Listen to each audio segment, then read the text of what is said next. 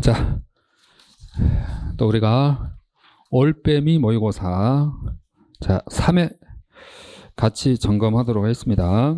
그 문제가 그래도 많이 시간을 투자해서 그 옆에 그 앞에 했던 1회하고 2회 있잖아요. 제가 1회하고 2회 모의고사 리스트를 다 적었어요. 그리고 3회 때는 안 겹치게 되거든요.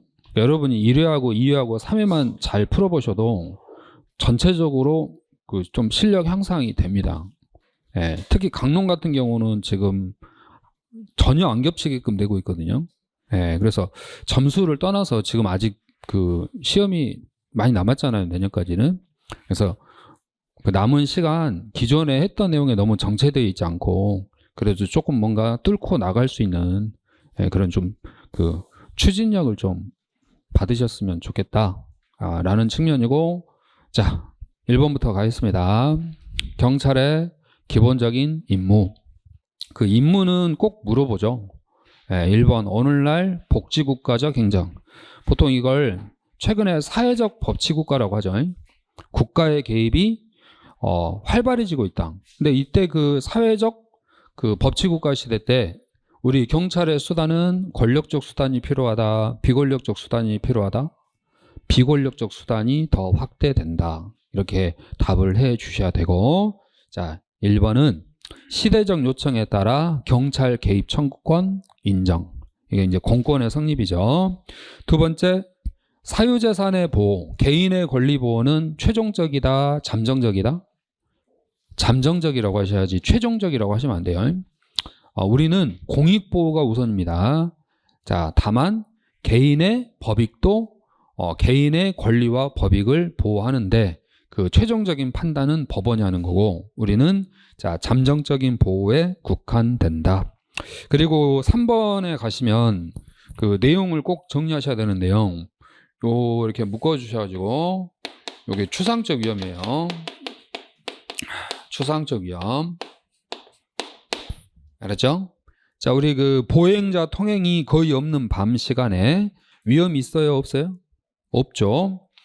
횡단보도 보행자 신호등이 녹색 등일 때 정지하지 않고 진행하는 운전자, 이게 아마도 신호위반 차량이죠?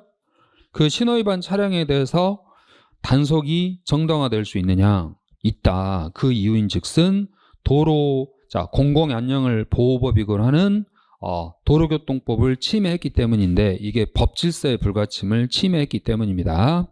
그래서 법은 법규로 통제하는 것은 구체적 위험이다, 추상적 위험이다? 추상적 위험이거든요. 그래서 이 경우에 위험이 없다 하더라도 자 법 질서를 침해했기 때문에 법으로 보호하고자 하는 법익을 침해했기 때문에 자 단속을 할 수가 있다는 겁니다. 일종의 법규명령을 위반한 거죠. 법규명령 위반했기 때문에.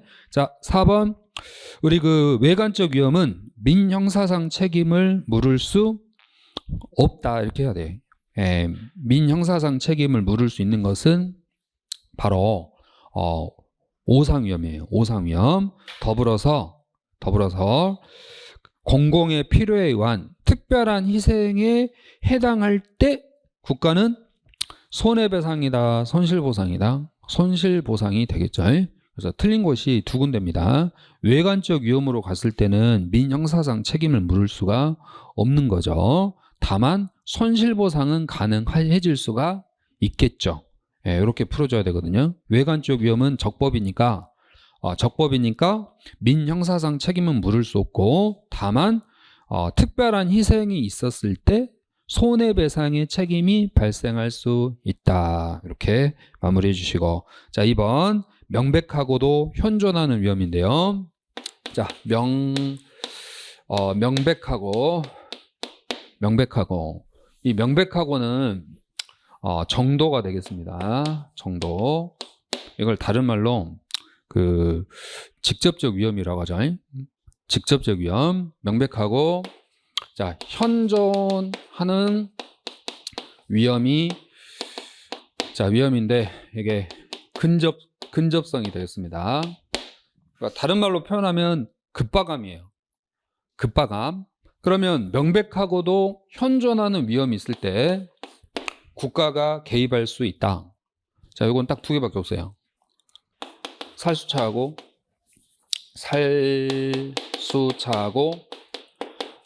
물포 사용. 알았죠? 여기 두 개 밑줄 그어놔야 됩니다. 4번. 자, 우리가 이 주변에 호랑이가 나타났어요. 명백해요? 명백하지 않아요? 명백하죠? 그런데 지금 현존성은 있어요? 없어요? 없지. 왜? 강의실이 없는데? 여기 있으면 그래도 좀 안전하죠? 설마 호랑이가 문 앞에 있을까? 자, 따라서 명백하고 현존하는 위험이 있을 때 무엇을 사용할 수 있다? 살수차하고 물포를 사용할 수가 있는 겁니다. 이해되셨죠?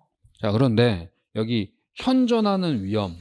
자, 요거 없이 명백한 위험, 직접적 위험만 있어도 개입이 허용되는 경우가 있다.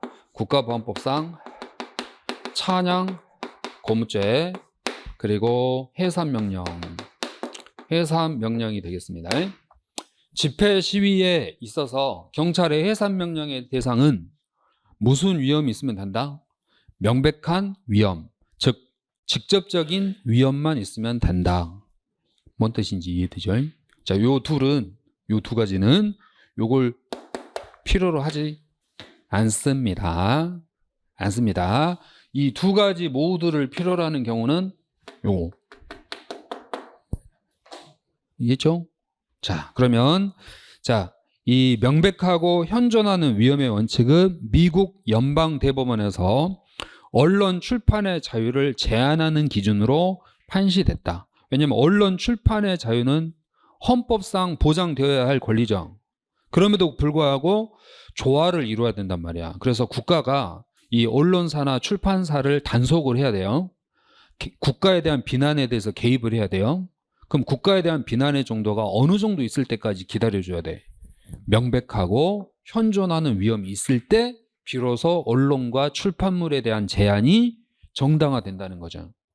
근데 어느 한 가지만 있어서는 정당화되기 어렵다, 이 뜻입니다. 그래서 2번으로 가시면 차량 고무죄, 명백하고 현존한 위험이 있을 경우에만 합헌이다, 틀렸다는 거죠. 무슨성만 갖춰도 명백한, 그러니까 직접적으로 국가의 그러니까 국가를 반국가 단체를 찬양 고무하는 직접적이고 명백한 위험만 있어도 국가가 찬양 고무죄로 단속을 할 수가 있다는 겁니다. 현존한 위험이 없어도. 그리고 이제 3번에 그 해산명령, 명백하게 초래할 때 요구된다. 직접적인 위험이 명백하게. 그래서 이걸 우리가 직접적 위험이라고 부릅니다. 그리고 4, 살수차와 물포는 가로하시고 명백성과 현존하는 위험을 요구하고 있다. 특히 4번 질문은 너무 중요한 내용이고 반드시 챙겨보셔야 돼요. 그래서 이 명백한 위험과 현존하는 위험이 다 갖춰졌을 때 정당화된다. 이거 꼭 기억하시고요. 자, 3번 문제는 실수를 하면 안 되는 거죠. 그래서 형식은 여기 왼쪽 정보, 안보, 범죄수사, 서비스. 만약에 실질만 물어보았으면 오른쪽. 알았죠? 실질만 물어봤으면 오른쪽. 그래서 왼쪽, 오른쪽 다 4개니까 4번이 정답이고요. 4. 허씨의 유대유론과 관련해서 4가지 요소 있죠. 애전, 참심. 애전, 참신, 애착. 이건 관심이죠. 관심. 자, 전념. 자, 요 전념은 시간과 열심이에요. 열정. 여기 참여는 시간. 여긴 관심. 여기 신념은 믿음이 되겠습니다. 그래서 요 문제는 지금 타기출이에요. 타기출. 그래서 많이 보신 분도 있을 텐데요. 자, 기억. 그 경찰 관련 학과에 진학을 해가지고 이분이 이제 경찰에 대한 애착심이 높아, 유대감이 높아, 그죠? 우리 경찰 후리스 같은 거 입고 다니시고 이렇게 경찰에 대한 유대감이 높으신 분들 있잖아. 오직 나는 이 길이다 하시는 분들, 자, 멋지잖아. 그래서 애전 참신이 강하신 분들이에요. 그래서 두 번째, 수업에 집중하고 있다. 집중하고 있다. 전념. 자, 그리고 니은번. 자, 시간을 할애하고 있다. 자, 참여가 되겠습니다. 네, 그래서 할애라는 말은 참여와 관련이 돼요.